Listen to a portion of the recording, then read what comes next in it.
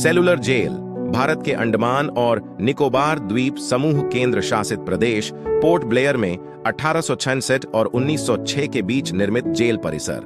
मूल port Blair, जिसका नाम ब्रिटिश ईस्ट इंडिया कंपनी के आर्चिबाल्ड ब्लेयर के नाम पर रखा गया था, 1719 में स्थापित ग्रेट अंडमान पर एक दंडात्मक उपनिवेश था, लेकिन 1786 में इसका संचालन बंद हो गया। 1858 तक ऐसा नहीं हुआ कि अंग्रेजों ने इस स्थान पर फिर से कब्जा कर लिया, इस बार जब भारतीय विद्रोह के बाद एक दंडात्मक उपनिवेश। भारतीय क्रांतिकारियों को मुख्य भूमि से लगभग 1170 किलोमीटर पश्चिम में अंडमान द्वीप समूह में निर्वासित कर दिया गया और वहां कैद करने से पहले उन्हें अपनी जेल बनाने के लिए जमीन खाली करने को कहा गया। जैसे जैसे भारत में स्वतंत्रता आंदोलन बढ़ता रहा, अंग्रेजों ने निर्णय लिया कि एक नई जेल बनाना आवश्यक है और 19वीं शताब्दी के अंत में राजनीतिक कैदियों की बढ़ती संख्या को रखने के लिए एक बड़ी गोलाकार इमारत पर काम शुरू हुआ। सेल्यूलर जेल शहर के उत्तर पूर्व में एक छोटी सी पहाड़ी से समुद्र को देखती है। इसमें मूल रूप से पक्के रंग की ईंट के 7 पंख शामिल थे। पंख एक केंद्रीय बुर्ज वाले टॉवर से पहिए की तीलियों की तरह निकले हुए थे। प्रत्येक 3 मंजिल ऊंचा था।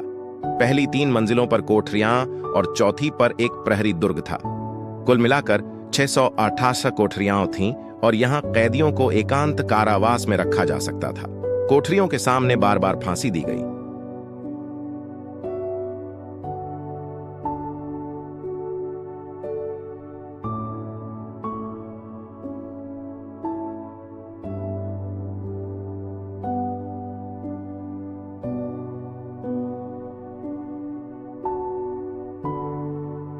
जेल के बारे में स्टार्ट करने से पहले, अंदर जाने से पहले, अभी आप लोगों ने जिस ब्लॉक से अंदर है, ये जो जेल का एडमिनिस्ट्रेटिव ब्लॉक था, ऊपर वाले हिस्से में यहाँ का जो जेलर डेविड बैरी, उनका रेसिडेंस ऑफिस वगैरह था, और नीचे के हिस्से में पूरे गोडाउन के हिसाब से ब्रिटिश इसको यूज करते थे। तो जैसे ही आप लोगों ने अंदर आया, देखिए यहाँ पे 2 जोत जल रहा है, ये है स्वतंत्र जोत। उन सभी फ्रीडम फाइटर्स के मेमोरी में है जो लोग इस जेल के अंदर शहीद हुए थे, मार्टियर्स हुए थे, उनके याद में इसको जलाया गया है। और इसको जलाए रखने के लिए ईच एंड एवरी मंथ 24 + 24 यानी कि 48 सिलेंडर्स को यूज करते हैं, जो इंडियन ऑयल कॉर्पोरेशन इस जेल को फ्री ऑफ कॉस्ट देते हैं उन सभी शहीदों के याद में जलाए रखने के लिए। ठीक सामने की ओर देखिए जो व्हाइट मार्बल्स डाला हुआ है, ये एक्चुअली थ्रू आउट इंडिया जितने भी फ्रीडम फाइटर्स शहीद हुए थे उन सबके सम्मान में, उन सबके रेस्पेक्ट में बनाया हुआ मार्टियर्स कॉलम है, शहीद स्मारक है। वो जितने एरिया कवर्ड है वहाँ पे जो है पहले एक लकड़ी का बिल्डिंग था जो हॉस्पिटल हुआ करता था, और ये जो सिटिंग अरेंजमेंट दिया गया ये लाइट एंड साउंड शो के लिए है। बेसिकली शो के दौरान क्या होगा, आपको यहाँ पे बिठाया जाएगा और जेल के बारे में हिस्ट्री बताती है ये पीपल का पेड़। तो देखिए, देखने में पेड़ आपको बहुत छोटा लग रहा है, but it is more than 100 year old tree. ये इसलिए छोटा लग रहा है क्योंकि 1998 के एक हैवी वेदर में ये पेड़ जो है अप्रूव हो गया था, उसके बाद सेम स्पॉट पे इसके रूट को रिप्लांट किया गया है। उसी तरह मेरे हाथ की ओर से लेफ्ट साइड में देखिए 2 जो ब्लॉक खुली हुई है, यहाँ का किचन और स्टोर रूम के हिसाब से उन दिनों ब्रिटिशर्स यहाँ पे यूज करते थे।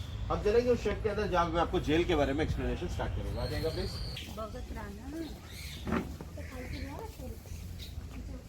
तो देखिए सर, इस जेल का कंस्ट्रक्शन जो है ब्रिटिशर्स के द्वारा स्टार्ट किया गया 1893 में और कंप्लीट किया गया 1906 में। इतने ऑलमोस्ट 13 इयर्स लगा था इस जेल को बनने के लिए, और उसको एक स्टारफिश का मॉडल में बनवाया गया। स्टारफिश इन द सेंस आप लोग देखो अंदर मॉडल रखा हुआ है। तो ठीक सामने की ओर जो सेंट्रल टावर है, उस सेंट्रल टावर के साथ ऐसे 7 विंग्स को जोड़ा गया, और इन सभी विंग्स पे जाने का रास्ता जो शुरू देखे दीजिए। मैंने अगर किसी को भी अंदर जाना है तो फर्स्ट ऑफ ऑल यहाँ से चलते हुए जाएंगे टावर, और वहाँ से जो है कनेक्टिंग पैसेज के थ्रू हर विंग्स में जाने का रास्ता दिया गया, अदरवाइज कहीं से कोई रास्ता नहीं।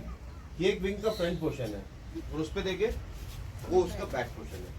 मैंने अगर कोई भी एक कैदी एक रूम में बंद है, एक सेल में बंद है, तो दूसरों के साथ कोई कम्युनिकेट नहीं कर पाएगा। उस तरीके से ब्रिटिशर्स के द्वारा उन दिनों इस जेल को बनवाया गया। जेल बनते बाद इसके अंदर टोटल 7 विंग्स था, जिसपे 693 आप लोग जितना बना लिया, बाकी को एज इट इज प्रिजर्व करना चाहिए। ऐसे में जो है ब्रिटिश इंडियन गवर्नमेंट 11 फरवरी 1979 में इस जेल को एक नेशनल मेमोरियल डिक्लेयर किया, और वो जो स्टेज में वैसे ही जो है आज भी वैसे को वैसे इस जेल को छोड़ दिया गया। ओके, अब देखिए इस जेल का बनाने का एस्टिमेट कॉस्ट लगाया गया तकरीबन 5.25 लाख रुपया, लेकिन जब कंप्लीट किया ऑलमोस्ट 8 लाख रुपए तक कर चुका है कि, और 13 साल लगा। जेलर इसका था डेविड बैरी और आर्किटेक्ट था मैककुलर। 1938 तक ब्रिटिश इसको यूज किया, 1938 में इसको टोटली खाली कर दिया गया। तो आज एक हेरिटेज बिल्डिंग है जहाँ पे आपके पास देखने के लिए है कंडम सेल, फांसी घर, सावरकर जी के रूम, पनिशमेंट पॉइंट, ये सारा चीज देखता हुआ आप लोग टॉप एरियल व्यू जहाँ पे फोटोग्राफी पॉइंट है वहां तक जा सकते हो। वैसे मेरा नाम शिबू है, लास्ट 20 ईयर से मैं यहाँ पे एज ए गाइड काम करता हूँ। तो अभी आप लोग देखेंगे पहला स्पॉट, ये जो पहला स्पॉट है बारिश रुकने के बाद मैं भेजूंगा। ये जो पहला स्पॉट होगा आपका फांसीगर। फांसीगर जो जिस तरीके से बनाया गया इसको रेनोवेट कर दिया गया, यानी कि वुडन स्ट्रक्चर यहाँ पे आप जो देख पाएगा इसको बाद में किया गया। इसमें आप लोग क्या क्या चीजें ओरिजिनल देख पाएगा। सामने एक छोटा सा डोर है, डोर से जब आप अंदर की ओर देखोगे तो नीचे जो प्लेटफॉर्म दिखेगा, प्लेटफॉर्म इसका ओरिजिनल है। उस प्लेटफॉर्म के साथ साथ लेफ्ट हैंड साइड में आप लोग देख पाएगा एक बड़ा सा आयरन लीवर, एक ट्रैप डोर बीच में, लेफ्ट में आयरन लीवर और ऊपर का बीम, इतने सारे चीज इस पे ओरिजिनल देख पाएगा। लेकिन 3 जो रोप इस पे यूज किया, रोप को चेंज किया गया। रोप के बीच में अगर आप ध्यान से देखोगे तो आयरन रिंग देख पाएंगे, बीच में एक आयरन रिंग है। तो ये रिंग किस लिए होता है, लीवर को जब खींचोगे तो ट्रैप डोर ऐसे खुल जाएगा, तो जो भी ऊपर खड़ा हुआ क्या होगा, ग्रेविटेशनल फोर्स की वजह से हैंग होगा। हैंग होते वक्त as soon as possible slip करने के लिए और स्पाइनल कोड को तोड़ने के लिए था, यानी कि रोप के बीच में रिंग ऐसे होगा, स्लिप करेगा और इसको तोड़ देगा। ट्रैप डोर के ठीक नीचे एक 8 फीट जब ये खुलेगा तकरीबन 16 फीट के इजी डेप्थ मिलेगा, कोई भी इजीली हैंग हो सकता है, उस हिसाब से बनवाएगा। तो अभी आप लोग देखते हुए देख पाएगा 3 रस्से मौजूद है। मैंने एक साथ 3 लोगों को फांसी देने की इरादा से ही इसको बनवाया गया, बट इस पे कितनों को फांसी चढ़ाया गया या फिर एक साथ कितनों को दिया गया, ऐसा आज हमारे पास कोई रिटर्न रिकॉर्ड्स मौजूद नहीं है। क्योंकि 1942 से 45 के दौरान जब जापानीज मूवमेंट था, बहुत सारे रिकॉर्ड्स आइदर डिस्ट्रॉय कर दिया गया या फिर ब्रिटिशर्स अपने साथ ले गया। तो अभी आप लोग फांसी कर देख के वहां पे आएगा।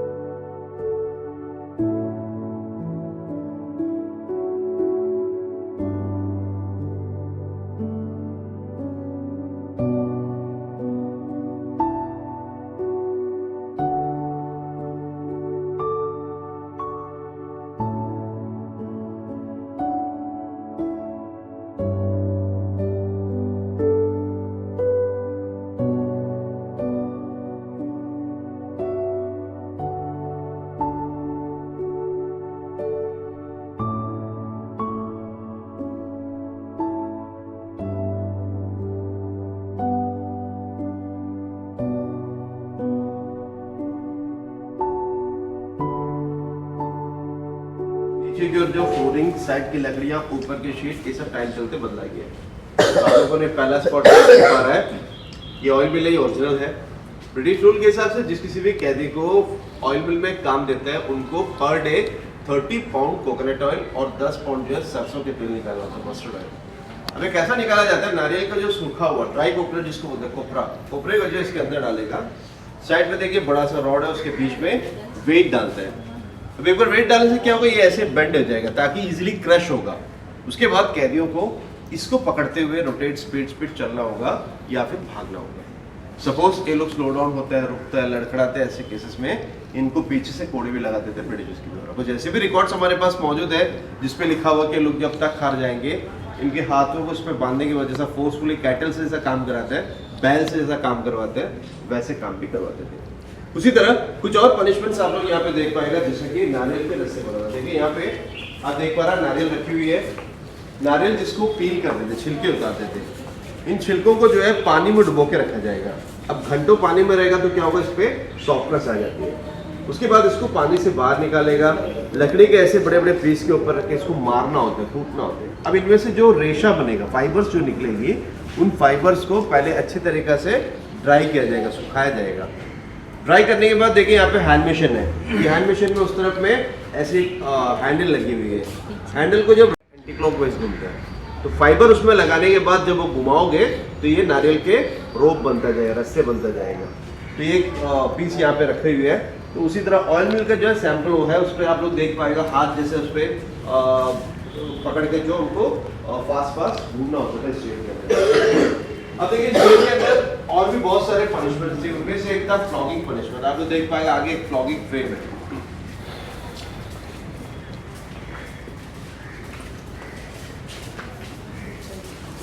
ये जो फ्लॉगिंग फ्रेम है ये ओरिजिनल है, इसके लिए बोलता है टिकटिकी। तो ब्रिटिश रूल के हिसाब से जिस किसी भी कैदी को फ्लॉगिंग किया जाएगा उनको सबसे पहले टोटली नेकेड करते हैं। ये पनिशमेंट एक्चुअली ओपनली होता है, जैसे आप लोग देखिए पीछे देख पा रहे हैं फ्लॉगिंग फ्रेम रखा हुआ है, देख पा रहे हैं आप लोग। तो ऐसे ही उन दिनों में एक फ्लॉगिंग फ्रेम था जहाँ पे इन लोगों को पनिशमेंट देते थे। तो सबसे पहले जो इनका दोनों हाथ और दोनों पाँव लॉक किया जाएगा। एक बार हाथ और पाँव लॉक करने के बाद पीछे बटक्स की ओर एक कॉटन क्लोथ रखा जाएगा, जिसको आइदर एक बेल्ट या फिर एक रस्से के सहारे बांध देता है ताकि मूवमेंट ना कर पाए। Then punishment starts. तो जो भी पनिशमेंट देता है ब्रिटिश ऑफिसर को, जमादार, टेंडल, पेटी ऑफिसर जो भी बिलोंग करता है, मैक्सिमम कोड़े, मैक्सिमम स्टिक जो इनके बटक्स की ओर एक ही जगह पे मारता है। अब कंटिन्यूसली एक जगह पे कोड़े पड़ने से क्या होगा, अगर यहाँ का स्किन फट जाए, चमड़े फट जाए, तो इनको दुगनी दिक्कत होगी, डबल पेन होगा, नीचे लेटने में प्रॉब्लम होगा, बैठने में प्रॉब्लम होगा, चल फिर नहीं पाएगा, टॉयलेट नहीं कर पाएगा, ऐसे बहुत सारे प्रॉब्लम्स को फेस करते थे। तो ये जो है बाकी फ्रीडम फाइटर्स जो मौजूद था उनके लिए भी एक लेसन था, और जो न्यू कमर्स था उनका स्पिरिट को तोड़ने के लिए भी ऐसे पनिशमेंट देते थे ब्रिटिशर्स के द्वारा। और इसमें सबसे बड़ी प्रॉब्लम क्या थी कि ये जल्दी हील नहीं होगा, क्योंकि जैसे जैसे लोग बैठने की कोशिश करेगा स्किन स्ट्रेच होता जाएगा, पेनफुल होता जाएगा। ओके,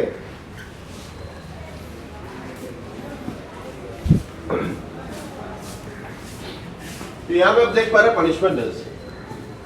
ठीक है, जेल के अंदर हर एक रूम पे एक ही कैदी को रखते थे। इनको कभी आपस में बातचीत करता हुआ पकड़ा गया, या फिर किसी ब्रिटिश ऑफिसर से किसी ने आर्गुमेंट कर ली, काम करने से रिफ्यूज करते हैं, ऐसे सारे केसेस में पनिशमेंट ड्रेस पहनाया जाता है। इस ड्रेस को पहनने से क्या होगा, इनके ऊपर itching reaction, skin disease, allergy, rashes, ऐसे बहुत सारे प्रॉब्लम्स होती थी।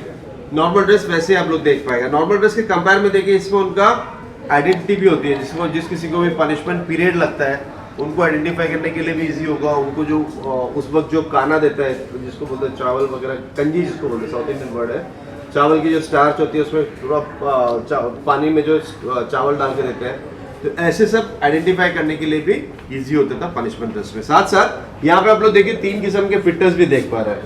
एक है चेन फिटर, दूसरा है बार फिटर और तीसरा है क्रॉस बार फिटर।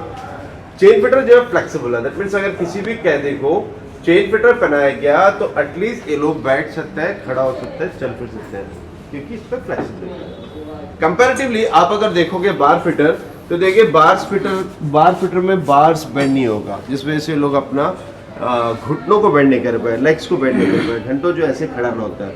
और सबसे टफ वाली है सबसे लास्ट में, जिसको बोलते हैं क्रॉस बार फिटर। उसमें देखिए दोनों पाँव के बीच में एक एडिशनल बार है ऐसे, तो क्या होगा, पाँव को नजदीक नहीं कर पाएगा, फैला के ही रखना होगा। सपोज चलने फिरने की कोशिश करेंगे तो पाँव के दोनों साइड में चोट लग जाएगी। ये है नेक रिंग। इनको जैसे ही जेल के अंदर लाते हैं इनके गले पे एक रिंग पहनाया जाता है जिसको बोलते हैं नेक रिंग, और उसमें उनका पूरा डिटेल्स होगा। जैसे उनका आइडेंटिटी आज हम लोग आइडेंटिफाई करने के लिए आइडेंटिटी कार्ड लगाते हैं, वैसे उस जमाना में वो नेक रिंग डालते थे। पीछे की ओर देखिए कुछ पेंटिंग्स आप लोग देख पा रहे हैं। पहला स्पॉट है रॉस आइलैंड, यानी कि Netaji Subhash Chandra Bose Island. Before independent Andaman का कैपिटल यही आइलैंड था, और इसी आइलैंड के अंदर 10 मार्च 1858 में पूरे 200 फ्रीडम फाइटर्स को ब्रिटिशर्स लाया गया और अंडमान का परमानेंट सेटलमेंट किया गया। 87 में आज़ादी की लड़ाई, the first war of independence शुरू हुआ। तो जितने फ्रीडम फाइटर्स भारत के आज़ाद, जो पेट्रियोट्स जो भारत की आज़ादी के लिए लड़ रहे थे, उन सबको ब्रिटिशर्स इकट्ठा करते हुए 1 साल बाद यहाँ पे लेकर आया। तो इन ब्रिटिशर्स के आइडियाज था कि इनको कोई ऐसी जगह पर आइसोलेट किया जाए जहाँ से लोग किसी और को कोई आइडियाज ना दे पाए या फिर इनसे कोई इंस्पायर ना हो। जैसे में यहाँ पे पहला सेटलमेंट स्टार्ट किया।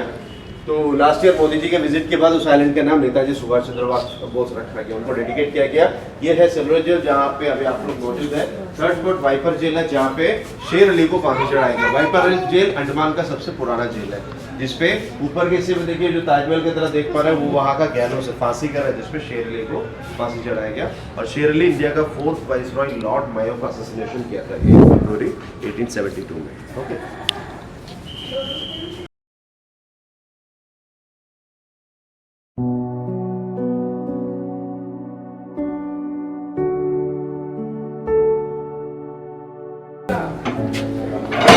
ऐसा होता है इसके लॉक सिस्टम, ताकि अगर कोई कैदी अंदर मौजूद उनके हाथ में चाबी भी मिले तो अंदर से हाथ यहाँ तक पहुँच नहीं पाएगा खोलने के लिए। उस हिसाब से सारे रूम्स के लॉक्स को बिल्कुल बाहर बनाया गया है। किसी भी रूम पे कोई वॉशरूम, टॉयलेट, बाथरूम कोई फैसिलिटीज नहीं थे। इनको रूम के अंदर एक छोटा सा लकड़ी का बेड, एक ब्लैंकेट, खाना खाने के लिए एक बर्तन, पानी पीने के लिए छोटा सा बॉल और एक मिट्टी का घड़ा जो क्ले पॉट होता है ना, अर्थन पॉट, ये जो इनको रूम में प्रोवाइड होती थी। जनरली क्या होता है, मॉर्निंग आवर्स में जब इनको रूम से बाहर निकलते थे उस दौरान हर विंग के सामने में ओपन शेड भी थी जिसमें 15, 20, 25 कैदी टॉयलेट, बाथ, ये सारे फैसिलिटीज ले सकते थे। लेकिन जब शाम को एक बार अंदर लॉक हो गया उसके बाद अगर उनको टॉयलेट वगैरह करनी थी तो उसी मिट्टी का घड़ा को यूज़ करना था, उसी क्ले पॉट को यूज़ करते हुए पूरी रात अंदर रहेगी। नेक्स्ट डे मॉर्निंग इससे क्लीननेस वगैरह होगा। ओके, अब देखिए यहाँ से जो आए उस रास्ते को इंडिपेंडेंट के बाद बनाया गया। पहले जो ये टोटली क्लोज रहता था। ऐसे में अगर किसी को आना है तो वहीं से चलते हुए यहाँ तक आएंगे और यहीं से वापस भी जाएंगे। तो अभी हम लोग आगे बढ़ते हुए देख पाएगा पहला जो रूम, यानी ground floor, first floor, second floor, सभी फ्लोर में फर्स्ट जो रूम बनाया गया वो सिक्योरिटी गार्ड्स के लिए होता था। बेसिकली क्या है, सिक्योरिटी गार्ड्स उस रूम में रहते थे, साथ साथ डे वर्क के तौर पर वहाँ पे टेलरिंग वगैरह का भी काम होता था। तो उस रूम्स को देखते हुए आगे बढ़ेंगे। ओके,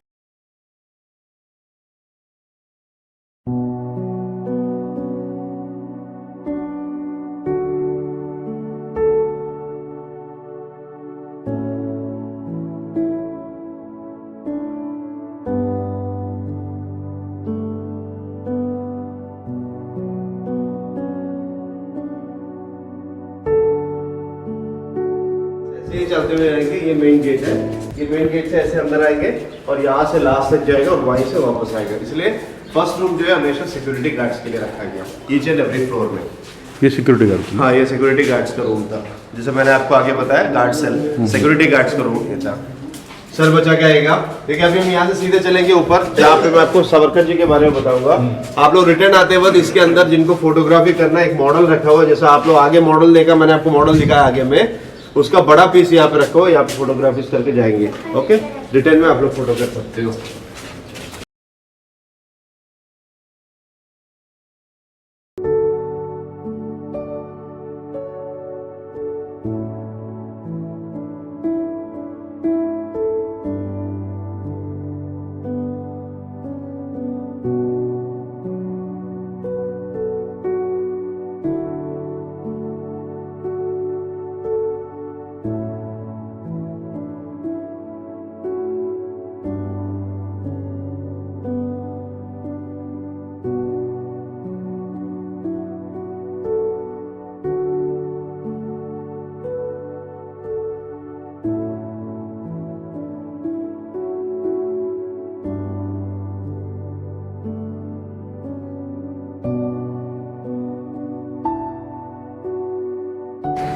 अभी हम जहाँ पे मौजूद है, इस जेल का सेंट्रल टावर का बीच का हिस्सा है। इसी सेंट्रल टावर के साथ सारे विंग्स को जोड़ने के लिए एक कनेक्टिविटी दी गई थी, कनेक्टिंग प्लेटफॉर्म। ये जो प्लेटफॉर्म है ये अभी परमानेंटली फिक्स हुआ था, पहले ये मूव होता है, कैचअप होता, कभी जरूरत पड़े तो इसको हटाने के हिसाब से बनवाया गया। तो टोटल ये जो 7 विंग्स था, इन 7 विंग में सिमिलरिटी क्या था, ऊपर के लास्ट रूम यानी कि सेकंड फ्लोर लास्ट रूम जो है डबल डोर सिस्टम थी, जिसपे फेमस पॉलिटिकल प्रिजनर्स, पढ़ा लिखा फ्रीडम फाइटर्स या फिर ऐसे ही लोगों को रखते थे जिनसे ब्रिटिशर्स को खतरा हो। जैसे कि इस विंग के लास्ट रूम में विनायक दामोदर सावरकर जी को रखा गया, वीर सावरकर जिनके नाम से अंडमान के एयरपोर्ट बनाया गया। तो फ्रीडम स्ट्रगल के ऊपर काम करते वक्त ब्रिटिश द्वारा इनको अरेस्ट किया गया था लंदन में। लंदन में उस वक्त अपना लॉ कर रहा था। कहते कि उस वक्त भारत में आज़ादी की मोमेंटम बहुत तेज थी। इनके ऊपर बहुत सारे चार्जेस लगाते हुए जब शिप में लाया जा रहा था अरेस्ट करते हुए, और फ्रांस के मार्शलेस पोर्ट में जिस जहाज में उनको लाते थे उस जहाज से इन्होंने जम के और स्वैम करता हुआ फ्रांस एस्केप कर गया था, भाग गया था। फिर फ्रेंच अथॉरिटी उनको अरेस्ट किया, ब्रिटिशर्स को हैंड ओवर किया, इंडिया लाया गया। ट्रायल वगैरह होने के बाद इनके ऊपर टोटल 50 साल का सजा सुनाया गया। अब उस 50 साल की सजा में अंडमान की जेल में उनको लाया गया 1911 में। तो 11 से लेकर 21 तक यहाँ पे रखा गया पूरे 10 साल। After completing 10 years of punishment, जब यहाँ से पहला ट्रांसपोर्टेशन की शुरुआत हुई, बहुत सारे फ्रीडम फाइटर्स को यहाँ से वापस भेजा गया। तो इनको भी यहाँ से शिफ्ट किया गया रत्नागिरी जेल। अगले 3 साल तक महाराष्ट्र के रत्नागिरी जेल में रहने के बाद 1924 में ब्रिटिशर्स के द्वारा उनको नजरबंद करते हुए दिया गया, कंडीशन दिया गया कोई फ्रीडम स्ट्रगल या पॉलिटिकल एक्टिविटीज पे अनदर 5 years तक पार्टिसिपेट नहीं करना। तो ऐसे में जब एक बार रिलीज होने के बाद सावरकर जी 1966 तक जिंदा थे। 66 में इनका निधन हुआ जब इनका एज था 83 years। तो लास्ट वाली रूम उनके नाम से डेडिकेटेड है, जिस रूम में एक छोटा सा लकड़ी का बेड, कंबल और उनके फोटोग्राफ वगैरह रखा हुआ है। तो देखिए यहाँ पे कुछ फ्रीडम फाइटर्स की भी लिस्ट है। इनमें 80% आप लोग देख पाएगा बंगाल का फ्रीडम फाइटर्स है, क्योंकि 1932 से 38 के दौरान जितने भी लोगों को लाया गया था उनमें से मैक्सिमम बंगाल से था। कुछ 17% पंजाब, असम, मणिपुर, महाराष्ट्र और साउथ इंडिया में से भी लाया गया था। इनमें से भी कुछ फेमस फ्रीडम फाइटर्स जो लोग यहाँ पे शहीद हुए थे, उनका स्टैचूज पे आप लोग जेल से बाहर निकलते हुए भी देख सकते हैं, क्योंकि बहुत सारे स्टैचूज लगाए गए जो लोग यहाँ पे शहीद हुए थे। ओके, अब हम चलेंगे ऊपर की ओर, जहाँ पे मैं आपको आइलैंड्स के बारे में एक्सप्लेन करूंगा। आइलैंड दिखाने के बाद आपको फोटोग्राफीज का टाइम दूंगा। आप लोग जब फोटोग्राफीज करके नीचे उतरोगे तो यहीं से एग्जिट है, यहाँ से एक देखिए एग्जिट बोर्ड लगा हुआ है, यहाँ पे ऊपर देखिए, यहाँ से लास्ट रूम सावरकर जी का रूम है। जिनको श्रद्धा देनी है वहाँ पे, जिनको रूम देखना है, अपने हिसाब से टाइम स्पेंड करके जा सकते हो।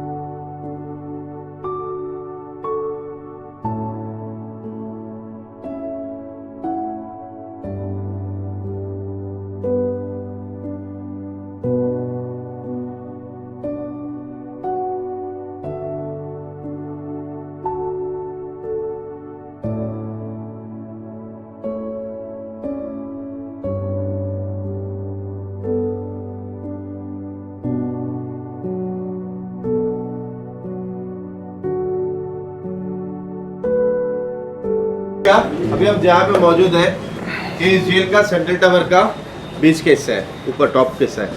यहीं से हर विंग्स पे वॉच कीप करते थे। 3 जो बचा हुआ विंग्स आप लोग देख पा रहे हैं वहाँ पे, बाकी के 4 इस तरफ में है। सीधे सामने जो आइलैंड आप देख पा रहे हैं वो है रॉस आइलैंड, जिसके बारे में मैंने आपको नीचे एक्सप्लेन किया। इंडिपेंडेंस से पहले अंडमान का कैपिटल था। अब देखिए नील हैवलॉक ये इस तरफ पड़ता है, विजिबिलिटी कम है, अदरवाइज यहाँ से बहुत ही क्लियरली दिखता है नील और हैवलॉक आइलैंड। आप अगर मेरे हाथ की ओर ध्यान दोगे तो यहाँ पे देख पाएगा ये है नॉर्थ वेल। नॉर्थ वेल जहाँ पे वाटर स्पोर्ट्स एक्टिविटीज के लिए ले जाते हैं। और भारत की जो 20 रुपीज़ की जो नोट है, 20 रुपए की नोट, उस नोट के पीछे जो लाइट हाउस है वही लाइट हाउस देख पा रहे हैं। ये देखिए, ये है माउंट एरेट, अंडमान का सेकंड हाईएस्ट पीक है माउंट एरेट। माउंट एरेट के ठीक नीचे जहाँ पे एक जहाज खड़ी हुई है उसका नाम है होप टाउन।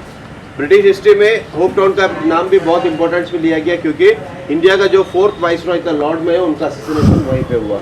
शेर अली जो मार दिया गया था। अब देखिए सीधे सामने है चाटम सॉमिल। अब उस चाटम सॉमिल से करीब करीब 1.5 मील की दूर में है वाइपर जेल, जो सबसे पुराना जेल है। अब देखिए इस जेल का नाम सेलुलर जेल क्यों रखा गया? लॉट्स ऑफ सेल्स की वजह से। एक रूम को यहाँ पे एक सेल बोलते हैं। इस जेल के अंदर पूरे 693 रूम्स थी। मल्टीपल सेल की वजह से इसका नाम सेलुलर जेल रखा गया। और अंडमान को काला पानी की सजा किसने बोलता है? एक्चुअल जो वर्ड है वो है काल पानी की सजा। काल संस्कृत शब्द है जिसका मतलब होता है समय, टाइम, डेथ। यानी कि वंस अगर यहाँ पे किसी को भी लाया गया तो यहाँ से उनका बच के जाना नामुमकिन था, उनका मौत यहाँ पे निश्चित था। इसलिए इसको काल पानी की सजा बोलते थे, लेकिन टाइम चलते चलते लोगों ने इसको काला पानी बना दिया। तो देखिएगा जेल का मेरा एक्सप्लेनेशन यहाँ पे हो चुका है। अगर आप में से किसी को कुछ डाउट्स है तो पूछ सकते हो, अदरवाइज आप लोग आराम से फोटोग्राफीज करके यहाँ से नीचे मेन गेट आ सकते हो। ओके, मैं आपको नीचे मिलूंगा।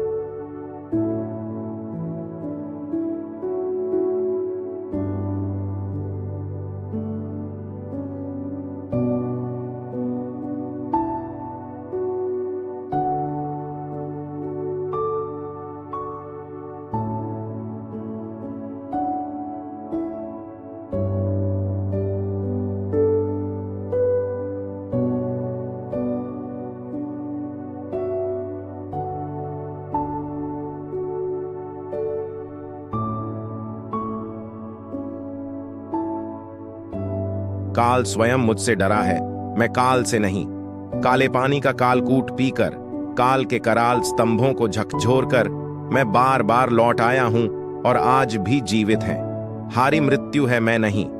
ऐसा माना जाता है कि वीर सावरकर ने खुद अपने लिए इच्छा मृत्यु जैसी स्थिति चुनी थी। अपनी मृत्यु से करीब 1 महीने पहले से उन्होंने उपवास करना शुरू कर दिया था। माना जाता है कि इसी उपवास के कारण उनका शरीर कमजोर होता गया और फिर 82 साल की उम्र में उनका देहांत हो गया। ऐसे भारत माता के वीर पुत्र को शतशः नमन।